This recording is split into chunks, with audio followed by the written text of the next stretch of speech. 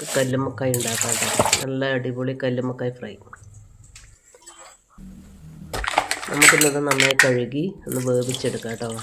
അത് വേവിച്ച ശേഷം നന്നായി ക്ലീൻ ചെയ്യണം. അത് ക്ലീൻ ചെയ്യാൻ കുറച്ച് ബുദ്ധിമുട്ടാണ്. ക്ലീൻ ചെയ്ത് നമുക്കതിനകത്ത് മസാലപ്പൊടികൾ ചേർക്കാം.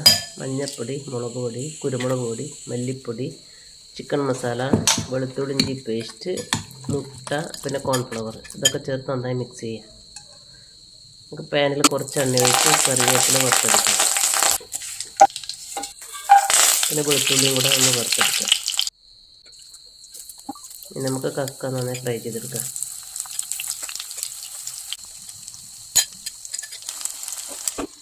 15 മിനിറ്റ് അടുത്ത് വെച്ച് വേവിക്കാം. 15 മിനിറ്റ് കൊണ്ട് നന്നായി ഫ്രൈ ചെയ്ത് കിട്ടും.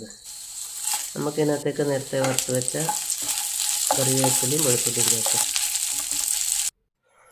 അടിപൊളി കക്ക ഫ്രൈ റെഡി.